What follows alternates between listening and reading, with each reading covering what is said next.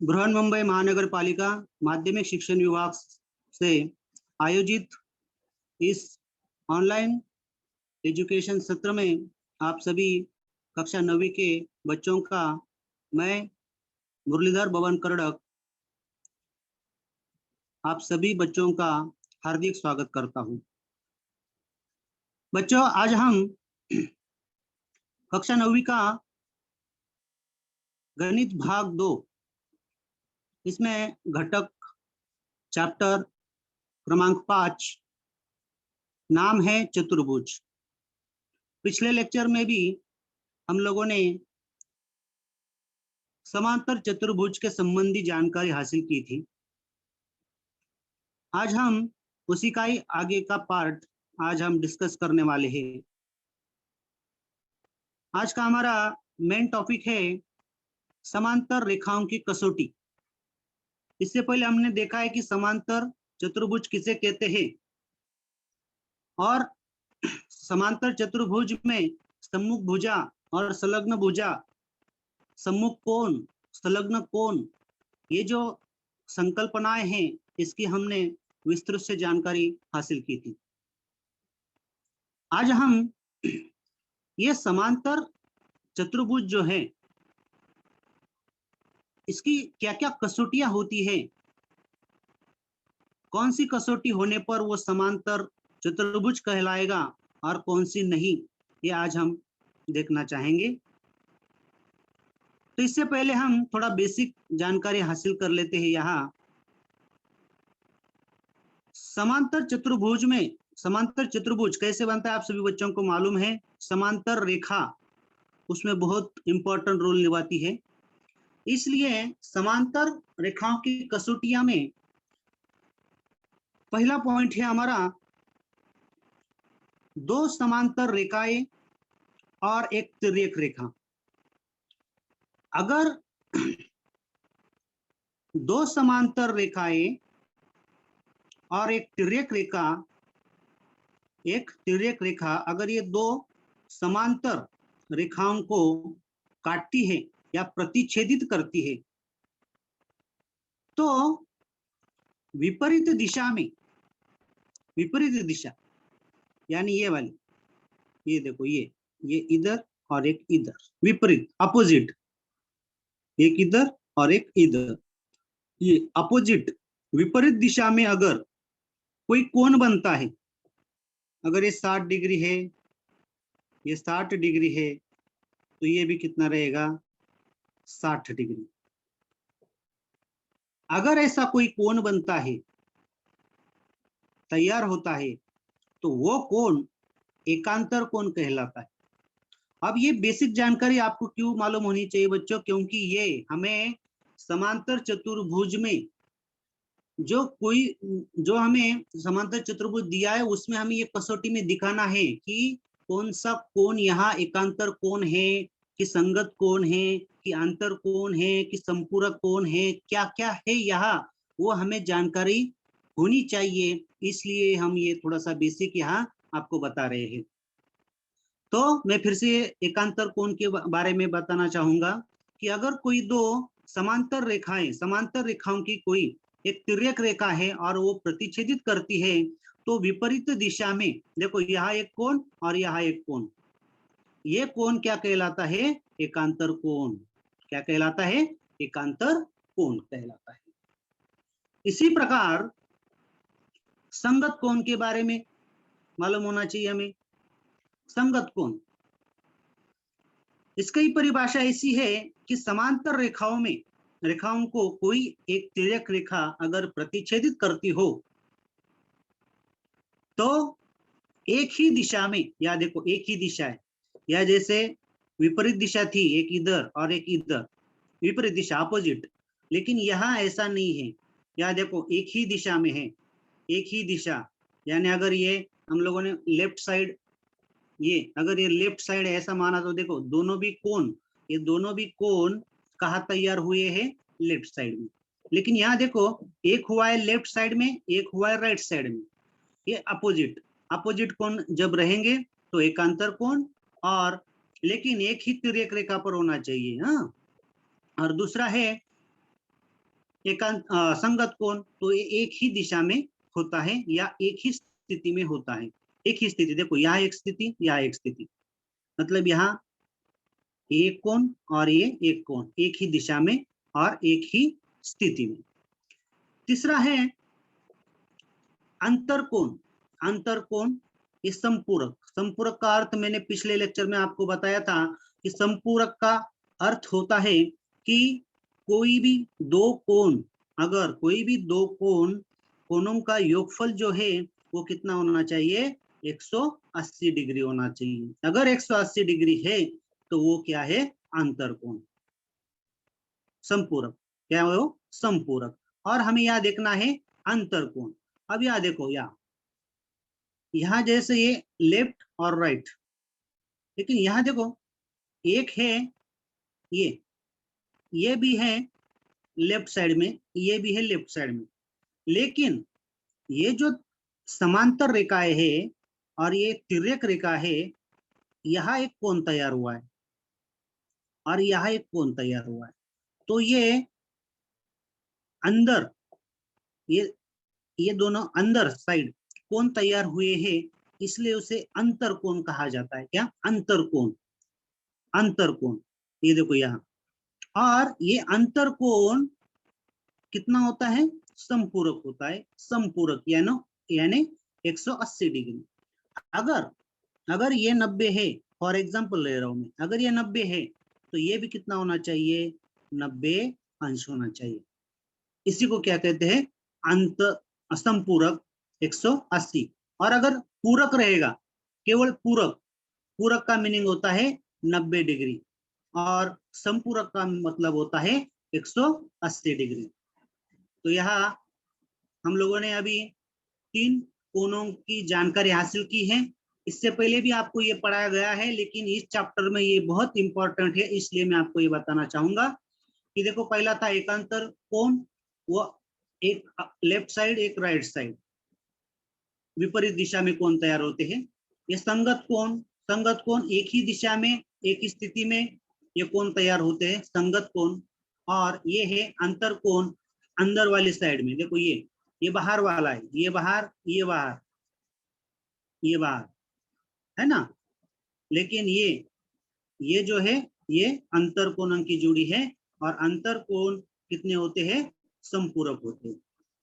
अब हम हमारे मूल टॉपिक पे आते हैं कि हमने ये आपको क्यों सिखाया, पढ़ाया, क्योंकि इसी के ऊपर ही आज का हमारा पॉइंट है कि समांतर रेखाओं की कसौटियां।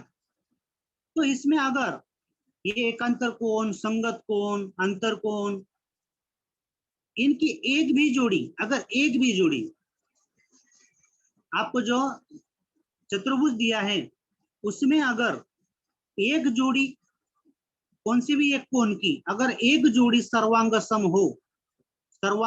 हो तो वो रेखाएं क्या होती है, समांतर होती है। तो आपको सवाल पूछा जाता है कि आपको एक डायग्राम दी जाती है और पूछा जाता है कि ये डायग्राम समांतर, उसमें जो रेखाएं हैं वो समांतर है या नहीं, वो आपको क्या है वह बताना है।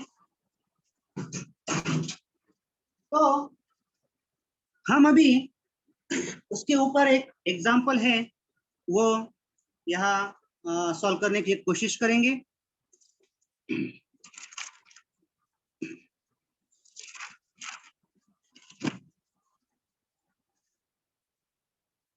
तो यहाँ देखो बच्चों, यहाँ दिया है एक कसौटी,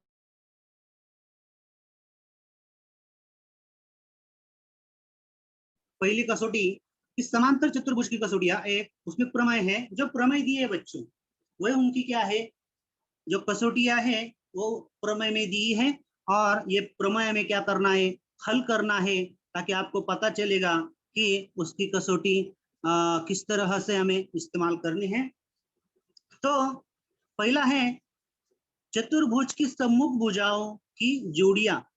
सम्मुख भुजाओं की जोड़ियां मैंने ये पिछले लेक्चर में आप लोगों को बताया था सभी बच्चों को। सम्मुख भुजा किसे कहते हैं और संलग्न भुजा किसे कहते हैं। चतुर्भुज की सम्मुख भुजाओं की जोड़ियां सर्वांग सम हो, क्या हो, सर्वांग सम हो तो वह चतुर्भुज समांतर चतुर्भुज होता है। चतुर्भुज की सम्मुख भुजा है। अभी इस डायग्राम में देखो, जब प्रमेय दिया जाता है, हल करना है, तो उसमें चार उप पॉइंट्स रहते हैं। प्रमेय मेन है, उसमें दत्त यानी ये जो स्टेटमेंट दिया है वो हमें क्या करना है, भूमिति के तौर पे लिखना है, यहाँ गणित की भाषा में लिखना है, या डायग्राम में क्या क्या दिया है वो यहाँ लिखना है। उसे क्या कहते हैं, दत्त कहते हैं। साध्य, साध्य यानी है चतुर्भुज की सम्मुख भुजाओं की जोड़ियां। यदि यदि चतुर्भुज की सम्मुख भुजाओं की जोड़ियां सर्वाग्र हो तो वह चतुर्भुज, तो के आगे जो है स्टेटमेंट, ये क्या है, साध्य करना है, तो ये चतुर्भुज का नाम लिखना है, और ये समांतर चतुर्भुज है, यह हमें यहाँ क्या करना है, सिद्ध करना है।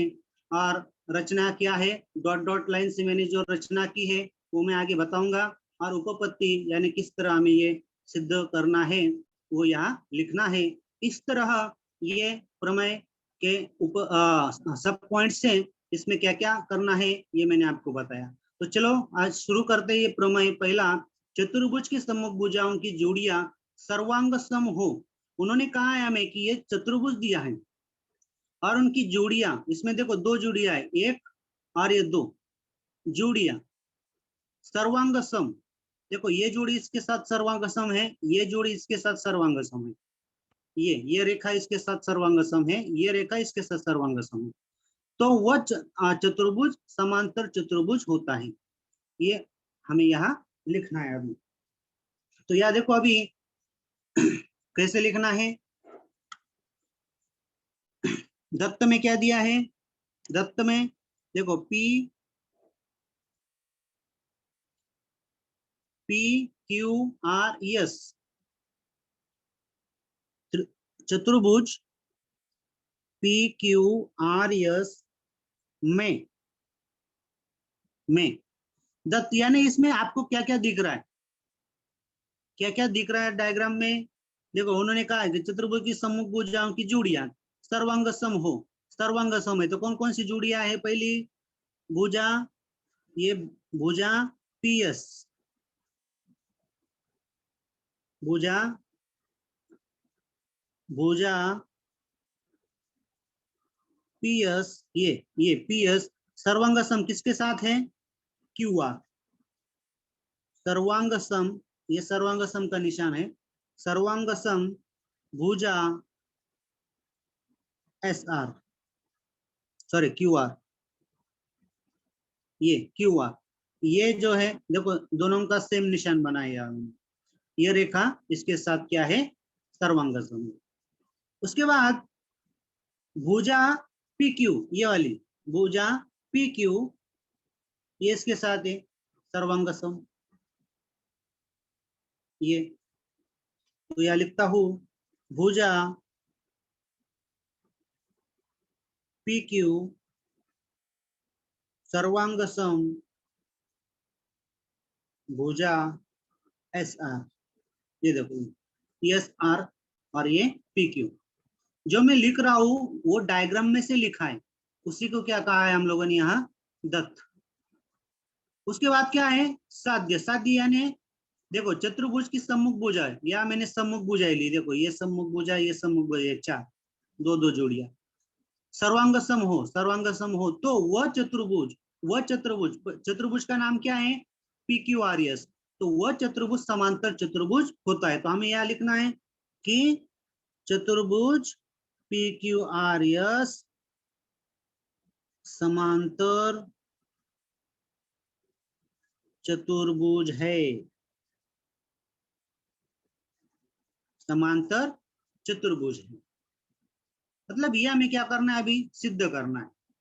और सिद्ध करने के लिए हमें, जो मैंने अभी आपको जो एकांतर कोण, अंतर कोण, संगत कोण और जो कसौटी आप लोगों को मालूम होगी, भूपोभू, जो भी कसौटियां हैं, उसके तौर पर हमें क्या करना है, उसको सर्वांग सम दिखा के फिर बाद में उसे समांतर चतुर्भुज किस तरह हो सिद्ध होता है, यह देखेंगे। यहाँ देखो अभी ये जो रचना की है मैंने, यहाँ देखो रचना, रचना PR, ये डॉट डॉट से निकल रहा है, देखो ये हाँ। तो रचना लिखनी है। रचना यानी जो मेन डायग्राम है उसमें हम लोगों ने क्या एडिशनल किया है, हमें ये जो प्रमेय है ये सिद्ध करने के लिए हम लोगों ने एडिशनल उसमें क्या डायग्राम बनाया है, उसी को रचना कहेंगे। और यहाँ रचना है विकर्ण, हाइपोटेनस जो है विकर्ण, विकर्ण क्या नाम क्या है, PR खींचा हम लोगों ने यहाँ। अब उसके बाद उपपत्ति, अब हमें सिद्ध करना है कि ये जो चतुर्भुज है PQRS ये समांतर चतुर्भुज है। अब हमें सिद्ध करना है। अब देखिए इस डायग्राम में कि इस PR की ये जो हाइपोटेनस है ये हम जब ड्रॉ करते हैं तो ये जो चतुर्भुज है उसकी दो आकृति तैयार होती है। ये एक त्रिभुज बनता है, देखो ये बच्चों ये वाला, ये एक त्रिभुज बनता है, ये त्रिभुज एक बनता है और दूसरा है ये वाला। मतलब दो त्रिभुज एक दूसरे से जुड़े हैं और तभी ये क्या तैयार हुआ है, चतुर्भुज। तो ये अगर विकर्ण हम लोग ड्रॉ नहीं करते तो ये दो त्रिभुज तैयार नहीं होते बच्चों, इसलिए हमने यहाँ रचना की है। अब यहाँ देखो कौन से दो त्रिभुज तैयार हुए हैं, तो यहाँ देखो त्रिभुज SPR ये पहला लेंगे हम, त्रिभुज SPR तथा दूसरा कौन सा, देखो SPR और दूसरा कौन सा QRP, QRP। आप आपको जैसे लगे वैसे आप नाम दे सकते हैं, ऐसा कुछ नहीं है। मैंने ऐसा लिखा है SPR और आप यहाँ QRP, आप ऐसे भी लिख सकते हैं SRP और QPR, आपको जैसा सुटेबल लगे वैसे लिखो। मैं ये दो त्रिभुज में अब हमें इसमें एक कसौटी दिखानी है कि ये दो जो त्रिभुज है, ये दो त्रिभुज इनको क्या दिखाना है, सर्वांगसम दिखाना है। अगर ये दोनों सर्वांगसम रहेंगे, ये दोनों अगर सर्वांगसम रहेंगे, फॉर एग्जाम्पल अगर ये रेखा इसके साथ सर्वांगसम है, ये रेखा इसके साथ सर्वांगसम है, और ये जो है ये तो दोनों की कॉमन लाइन है, हाइपोटेनस दोनों का एक ही है। ये देखो PQR का एक ही हाइपोटेनस है और PSR का भी एक ही हाइपोटेनस है, यानी ये कॉमन बाउंड्री हो गई दोनों की। मतलब एक भुजा और एक कोण है ना, एक सॉरी कोण नहीं, ये भुजा। मतलब देखो 1 2 और 1 3, तो यह सिंपल है। कौन सी कसौटी तैयार होगी बच्चों, भू भू भू, भुजा भुजा भुजा। यहाँ हम लोगों ने किसी एंगल का, कोण का इस्तेमाल नहीं किया है। ये दोनों जो त्रिभुज है ये हमें क्या करना है, सर्वांगसम दिखाने के लिए कोई ना कोई कसौटी का इस्तेमाल करना है। तो अभी कैसे लिखेंगे यहाँ, देखो पहला पॉइंट कि भुजा SP, ये देखो ये SP ऑलरेडी दिया है, देखो ये SP यानी PS, हाँ तो ये दत्त में दिया है तो आप उसे आधार में दे सकते हैं दत्त। SP सर्वांगसम भुजा, ये देखो ये हुआ SP और ये हुआ QR। मैं ये दो त्रिभुजों का ले रहा हूँ, एक और ये दो। देखो पहला ये और दूसरा ये। तो पहला जो त्रिभुज था उसका मैंने एक ये लिया, देखो ये एक रेखा ली, और ये त्रिभुज का ये एक रेखा, ये एक दूसरे को क्या है, सर्वांगसम है। और मैं आगे आधार में क्या दूंगा, दत्त। इसके बाद भुजा ये हो गई इसके साथ। अब ये त्रिभुज, पहले त्रिभुज का ये दूसरा भुजा जो है वो दूसरे त्रिभुज के दूसरे साइड से देखो, भुजा एस आर सर्वांग सम भुजा कौन सी, पी क्यू, पी क्यू। ये भी हम लोगों ने यहाँ देखो दत्त में लिखा था, ये दत्त में लिखा है, तो हम लोग यहाँ आधार में दे सकते हैं दत्त। अब तीसरी भुजा है, देखो ये दोनों की ये कॉमन बाउंड्री है, यानी कॉमन लाइन है, कॉमन रेखा है, कॉमन कर्ण है, विकर्ण है। तो यह लिखेंगे भुजा पी आर सर्वांग सम भुजा आरपी या पी आर, आरपी। तो यहाँ दत्त नहीं लिखेंगे, अब हम क्या लिखेंगे, सामान्य भुजा, सामान्य भुजा यानी कॉमन, दोनों की कॉमन, कॉमन रेखा। अब ये हो गई भुजा, ये भी भुजा, ये भी भुजा। तो ये तीनों के आधार पर हमें यहाँ एक कसौटी मिलती है बच्चों, जिसका नाम है भू भू भू कसौटी। मतलब ये तीन हम लोगों ने ये दो त्रिभुज में यहाँ दिखाए हैं, सर्वांग सम है ये भुजाएं, तभी ये भू भू भू कसौटी तैयार हुई है। इसलिए अब यह देखो, इसलिए त्रिभुज कौन सा, एस पी आर सर्वांग सम है। ये सर्वांग सम, देखो यहाँ मैंने सर्वांग सम का निशान नहीं लिखा था, यहाँ मैंने खाली दो त्रिभुज लिए थे, और ये दोनों त्रिभुज हमें क्या करना है, सर्वांग सम दिखाना है। और हम यहाँ डायरेक्ट ऐसे नहीं लिख सकते कि एस पी आर सर्वांग सम क्यू पी आर। और सर्वांग सम दिखाने के लिए हमें किसी ना किसी तीन चीजों की जरूरत होती है, दो भुजा, एक कोण, दो कोण, एक भुजा, कोई भी एक कसौटी की हमें यहाँ जरूरत होती है। और यहाँ मैंने एक भू भू भू कसौटी का इस्तेमाल किया है। तो त्रिभुज क्यू आर पी, ये दोनों त्रिभुज क्या हुए हैं, सर्वांग सम हुए। मतलब ये दोनों क्या है, अभी सेम है, सर्वांग सम है। तो यहाँ लिखना है भू भू भू कसौटी।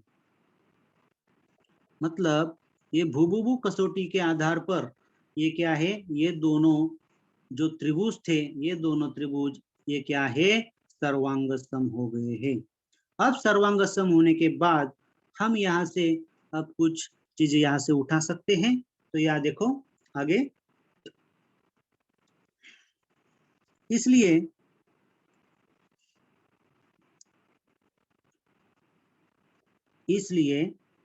कोण एस पी आर सर्वांग सम कोण क्यू आर पी। मतलब ये देखो, ये कोण एस पी आर, ये कोण, ये वाला, ये वाला, देखो ये जो है, ये या देखो ये कोण, ये एक रेखा और एक रेखा। अब ये दोनों क्या हो गई, समांतर रेखाएं हो गई। और ये क्या हुआ उसका, तिर्यक रेखा। तो यहाँ और यहाँ, ओके, यहाँ और यहाँ क्या होगा, संगत कोण होगा, एकांतर कोण होगा। ये हमें यहाँ लिखना है। तो यहाँ है, ये दोनों कौन से कोण तैयार हो गए बच्चों, यह देखो एस पी आर और क्यू आर पी, ये हो गए सर्वांगसम त्रिभुजों के संगत कोण, सर्वांगसम त्रिभुजों के संगत कोण। कौन से कोण हो गए, संगत कोण। इसी प्रकार उसी प्रकार कोण पी आर एस, ये देखो ये वाला P R S, P R S यानी ये वाला सर्वांग सम है किससे, आर पी क्यू, यानी ये तो अपोजिट एंगल तैयार हो गए। यानी कौन से हो गई, ये कौन से हो गई, आर पी क्यू, सर्वांग सम त्रिभुज के एकांतर कोण, या एकांतर भी है और यहाँ संगत भी कह सकते थे, लेकिन ऊपर लिखा है हमने। ओके, इस पद्धति से यह देखो अभी कोण एस पी आर और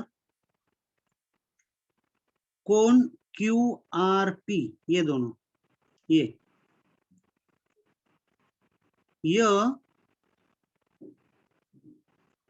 रेख क्यू आर और ये क्यू आर, ये क्यू आर और एक पी एस, ये जो है ये पी आर, ये क्या है, पी एस और क्यू आर की तिर्यक रेखा है।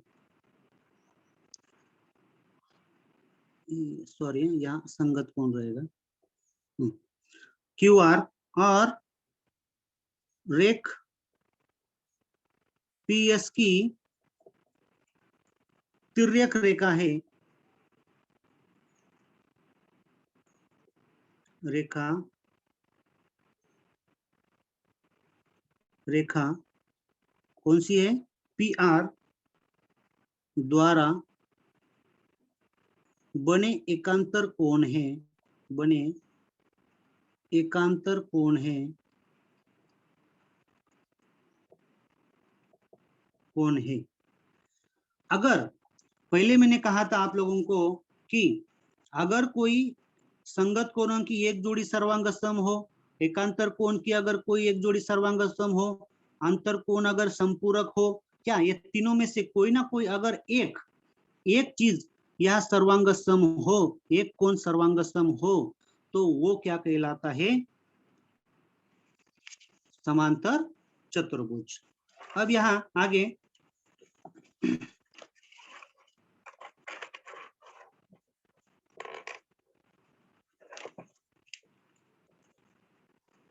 इसलिए मैं तो यहाँ लिख देता हूं मैं इसके नीचे, इसलिए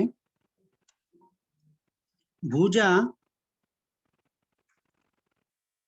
भुजा पी एस समांतर, समांतर रेखा, समांतर भुजा क्यू आर, भुजा क्यू आर, ये है समीकरण नंबर 1, यानी विधान 1। भुजा पी एस, देखो ये भुजा पी एस समांतर क्यू आर, ये हम कभी कह सकते हैं जब अगर कोई एकांतर कोण, संगत कोण या हम दिखा सकते हैं वो सर्वांग सम है, तो वो जो दो लाइनें हैं वो समांतर कह सकते हैं, वरना उसे हम समांतर नहीं कह सकते।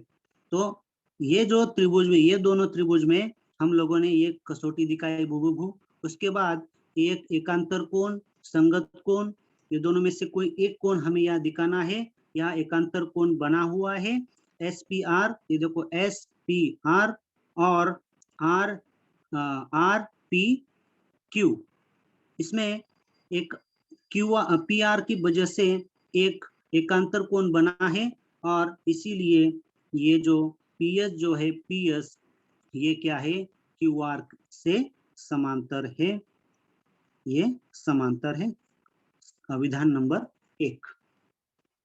इसी तरह हम यहाँ ऐसे लिख सकते हैं कि भुजा भुजा भुजा पी क्यू समांतर भुजा एस आर, ये है विधान 2। अब यहाँ देखो बच्चों, यहाँ लिखा है भुजा पीएस, ये पीएस, पीएस ये क्यूआर से क्या है, समांतर ये दोनों। और पी क्यू ये क्या है, ये सार को समांतर है। अगर ये दोनों रेखा समांतर है, ये दोनों रेखा समांतर है, तो ऑटोमेटिकली ये सिद्ध हो गया कि ये जो चतुर्भुज है वो क्या है, समांतर चतुर्भुज। समझ में आया बच्चों?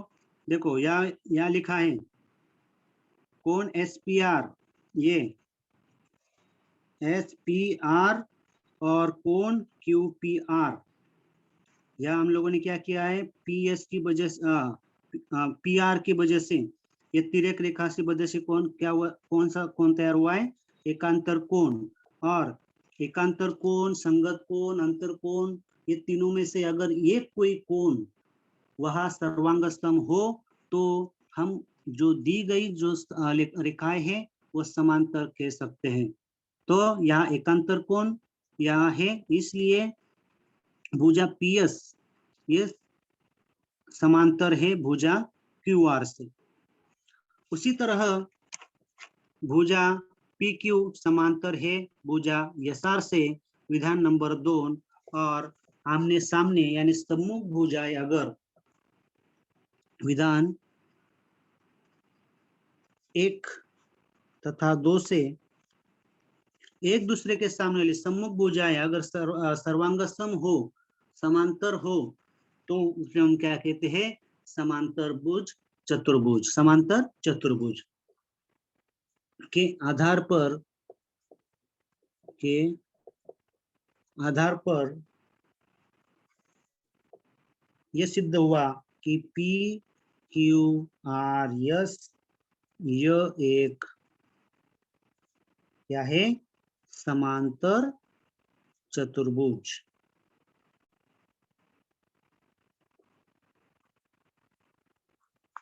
इस तरह बच्चों, इस तरह हमारा ये पहला जो पॉइंट था समांतर चतुर्भुज की कसौटिया में, पहला कि चतुर्भुज के सम्मुख भुजाओं की जुड़े अगर सर्वांग सम हो तो वह चतुर्भुज क्या कहलाता है, समांतर चतुर्भुज होता है। क्या आपको समझ में आया होगा बच्चों? चलो आगे चलते हैं दूसरे पॉइंट के ऊपर। यह देखो बच्चों, दूसरा प्रमेय है, ये बहुत इंपॉर्टेंट है बच्चों, एग्जाम में पूछा जा सकता है, फिल इन द ब्लैंक में। दूसरा है कि चतुर्भुज की सम्मुख कोण, सम्मुख यानी सामने वाली, यहाँ पहले हम लोगों ने क्या पढ़ा था, सम्मुख भुजाएं। अभी यहाँ हम क्या पढ़ रहे हैं, सम्मुख कोण, कि अगर जोड़ियां सर्वांग सम हो तो वह चतुर्भुज समांतर चतुर्भुज होता है। मतलब पिछले लेक्चर में हम लोगों ने खाली विधान पढ़े थे, अब उस विधान स्टेटमेंट को हमें क्या करना है, प्रूव करना है, उसके मुताबिक हमें वो क्या करना है, प्रमेय जैसे हल करना है, प्रमेय को हल करना। तो यहाँ देखो अभी समझ लो प्रमेय, चतुर्भुज की सम्मुख कोण, चतुर्भुज है कौन सा, ई एफ जी एच, कोणों की सम्मुख कोण, ये मेन वर्ड है सम्मुख कोण। सम्मुख कोण कौन से है, ये देखो, ये जी, ये ई, ये एच और ये एफ, ये अपोजिट कोण है। सम्मुख कोणों जोड़िया सर्वांग समूह, तो यह देखो सर्वांग स्तंभ का निशान हो तो वह चतुर्भुज समांतर चतुर्भुज होता है। अब इस प्रमेय को हम लोगों ने यहाँ डॉट डॉट यानी फिल इन द ब्लैंक्स में भरना है, आपको समझने के लिए मैंने यहाँ फिल इन द ब्लैंक लिखा है बच्चों। या देखो दत्त यानी हमारे डायग्राम में जो जो दिया है वो हमें यहाँ लिखना है।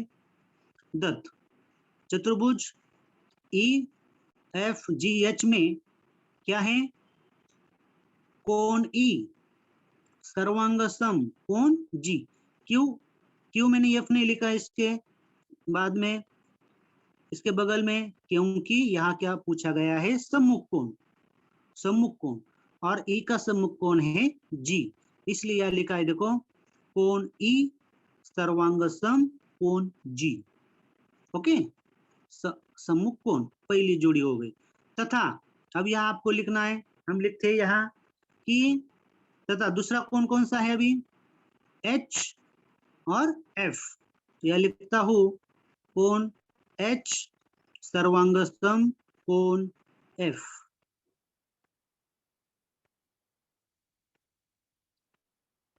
है समझ में? ये हुआ दत्त। दूसरा है साध्य। क्या साध्य करना है? तो के बाद जो स्टेटमेंट है वो, तो वह चतुर्भुज समांतर चतुर्भुज है। तो वह मतलब कौन सा? नाम लिखना है। नाम क्या है? चतुर्भुज EFGH। यह क्या है? समांतर चतुर्भुज। समांतर चतुर्भुज है। उसके बाद उपपत्ति भी सिद्ध करना है कि ये है क्या समांतर चतुर्भुज। अगर है तो कौन सी कसौटी के आधार पर, या इसे कौन सा बेस है, कौन सा आधार है कि जो ये समांतर चतुर्भुज है। अब देखो या माना, अब हम यहाँ मानेंगे क्या कि अगर ये जो कोण है ई, अगर इसको हम x की वैल्यू देंगे, x यानी मालूम नहीं हमें, अननोन वैल्यू x, और g को भी क्या x, और H और F को यहां देंगे y, और यह भी y, या y। ये देखो यह माना कोण E इज इक्वल टू कोण G is equal to x। मतलब ये दोनों कोण क्या होते हैं? सर्वांग सम है। मतलब ये अगर 10 है तो ये भी 10, ये x है तो ये x, ये z रहेगा तो ये भी z रहेगा, ये 100 रहेगा तो ये भी 100 रहेगा, सर्वांग सम है। इसलिए मैंने यहाँ अननोन वैल्यू ली x, और ये है y। कोण H इज इक्वल टू कोण F is equal to y। ये दोनों सर्वांग सम है, इसलिए दोनों की वैल्यू y। अब आगे चतुर्भुज के, आपको यह मैंने पिछले लेक्चर में बताया था कि चतुर्भुज के चारों कोणों का माप, चारों कोणों का माप या योगफल, चारों कोणों के मापों का योगफल कितना रहता है? 360। चारों कोणों का 1 2 3 4, ये चारों कोणों का माप कितना रहता है? 360 रहता है। अब यह देखो, ये चार कोण कौन से? ये चार कोण 1 2 3 4, बराबर। अब यह देखो कोण E, कोण G, कोण H, कोण F, चारों कोणों का नाम लिखाया और उनका योग किया, और योगफल कितना होता है? 360 डिग्री। अब इसके बाद ये जो है E की वैल्यू क्या थी? देखो यहाँ लिखा है मैंने, E की वैल्यू x, इसलिए x लिखा, प्लस G की वैल्यू क्या है? x, G की वैल्यू x, तो यहाँ x आएगा। E की वैल्यू x है, G की वैल्यू भी x है, x। H की वैल्यू y है, और F की वैल्यू y है। तो यह देखो अभी इज इक्वल टू 360 डिग्री। अब यार कितने x हो गए? ये 2x, और ये भी 2x। तो यहाँ देखो बॉक्स में लिख रहा हूं मैं 2x, और y भी कितने हो गए? 2y is equal to 360 degree. अब ये 2x है प्लस ये 2y इज इक्वल टू 360। अगर ये स्टेटमेंट को, ये समीकरण को अगर 2 से भाग देंगे, 2 से, नहीं तो यह लिखता हूँ समीकरण नंबर 1, और यहाँ लिखता हूँ समीकरण 1 को 2 से भाग देने पर, ये 2 से, 2 कॉमन है ना, 2 ये कॉमन निकाल सकते हैं, और 2 से अगर भाग देंगे तो ये कट जाएगा, ये कट जाएगा, और यह कितना रहेगा? 160, क्योंकि 2 से अगर भाग देंगे तो 360 का आधा कितना आता है, 180। तो यह क्या बचेगा, x, ये प्लस ये y इज इक्वल टू, हाँ ये क्या है 360 का आधा, क्योंकि 2 से भाग दिया है तो 180। मतलब x प्लस वाई, ये देखो यहाँ डायग्राम में x प्लस वाई, ये दोनों का वैल्यू कितना आया बच्चों, 180। और मैंने आप लोगों को पहले बताया था कि अंतर कोण, देखो ये अंतर कोण क्या रहते हैं, संपूरक रहते हैं। मतलब कितने रहते हैं, 180 डिग्री रहते हैं। तब यहाँ कितना आया है, x plus y is equal to 180। मतलब ये जो कोण है, ये दोनों कोण, अगर ये एच ई और जी एफ ये अगर समांतर रेखा है, ये और ये उसकी तिर्यक रेखा है, ये वाली, ये एच ई और जी एफ ये अगर समांतर रेखाएं है और ये अगर उसकी तिर्यक रेखा है, तो यहाँ जो कोण बने ये अंदर साइड बने हैं, तो इसे क्या कहेंगे, अंतर कोण। और अंतर कोण कैसे होते हैं, संपूरक, संपूरक यानी 180 डिग्री। अब यहाँ देखो x की वैल्यू क्या थी, x x x की वैल्यू थी g और y की वैल्यू देखो h। तो यहाँ हम लिख सकते हैं 180, क्योंकि हमने g के लिए क्या इस्तेमाल किया था, x, और y के लिए h। तो ये अपोजिट, सॉरी ये g, ये g और ये h, ये दोनों इस तरह ये है, इस तरह ये दोनों का कितना आया, 180, यानी संपूरक कोण हुए हैं अंतर कोण की जोड़ी। तो यह लिखना है हमें कि रेख, जो भी मैंने बोला वही यहाँ लिखा है इस तरह, रेख एच ई, ये एच ई ये अगर एक रेखा है और ये दूसरी जी एफ, तथा रेख जी एफ, ये जी एफ की तिर्यक रेखा एच जी, ये एच जी, ये अगर तिर्यक रेखा है, ये ऐसी, ये देखो ये ऐसी तिर्यक रेखा है के प्रतिच्छेदन से, या प्रतिच्छेदन से क्या हुआ है, कोण H और कोण G, कोण H और कोण G ये क्या है, अंतर कोण बनते हैं। या कौन से कोण है, या देखो ये वाले H और G, या भी E और F, ये क्या है, अंतर कोण है। और अंतर कोण, कोणों के माप का योगफल कितना होता है बच्चों, 180। और अगर ये अंतर कोण, अगर मैंने पहले कहा था, अगर कौन सा भी संगत कोण, एकांतर कोण और अंतर कोण, ये तीनों में से अगर कोई भी एक कोण वह सर्वांग सम है, तो वो जो दी गई रेखाएं है वह समांतर चतुर्भुज यानी समांतर रेखा कहलाती है। मतलब अभी ये दोनों क्या हो गई, समांतर रेखा हो गई। इसी प्रकार ये दोनों, ये और ये भी क्या होगी, 180, ये 180 तो ये 180। उसी, या देखो भुजा एच ई समांतर रेखा, यहाँ लिखा है मैंने, ये अंतर कोण बनते हैं, यह लिखा है। उसके बाद भुजा एच ई समांतर भुजा जी एफ, ये लिखा है अंतर कोण कसौटी।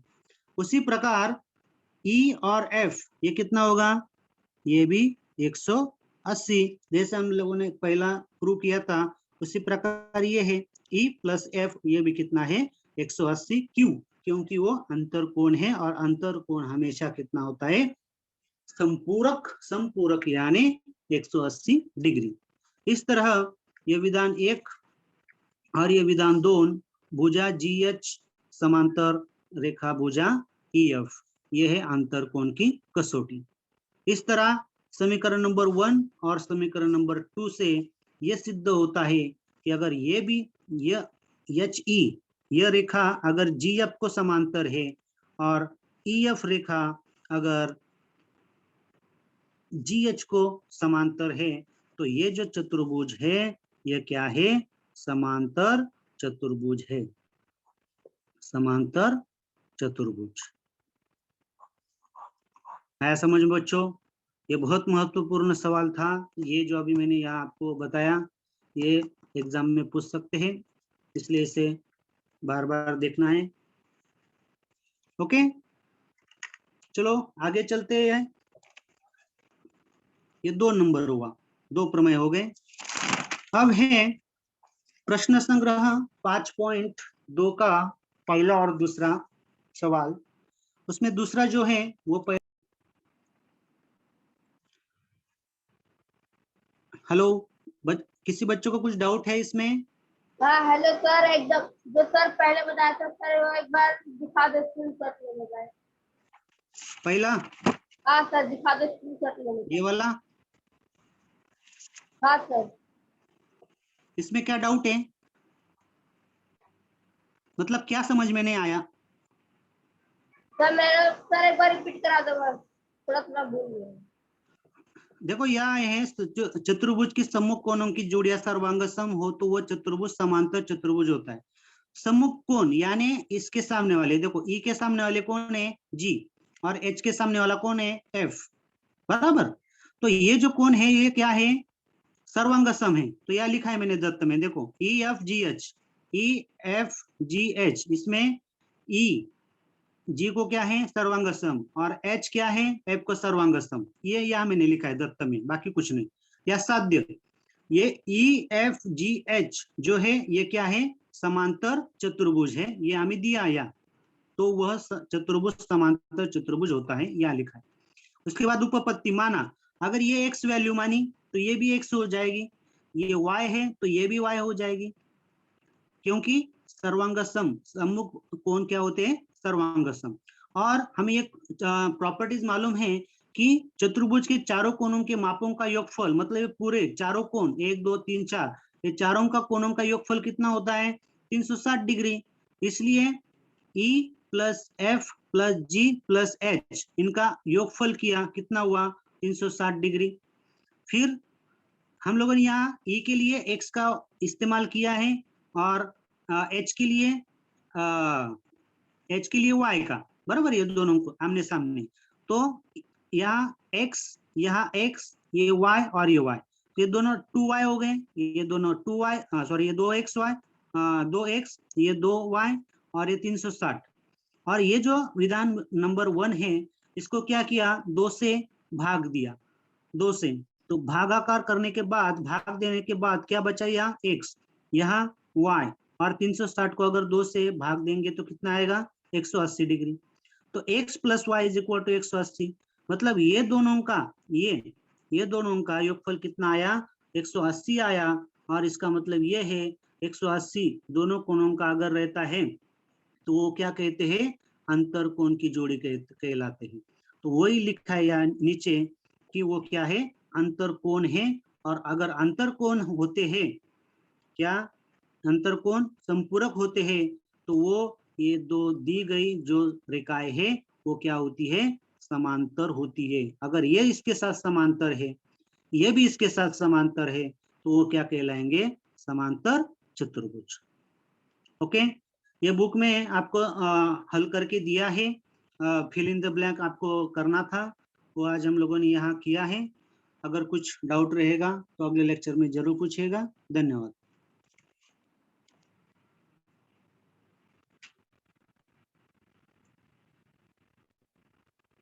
Hello sir.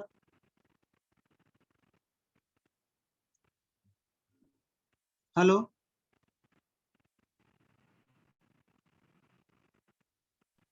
Hello sir. Hello sir. Hello sir. Hello sir.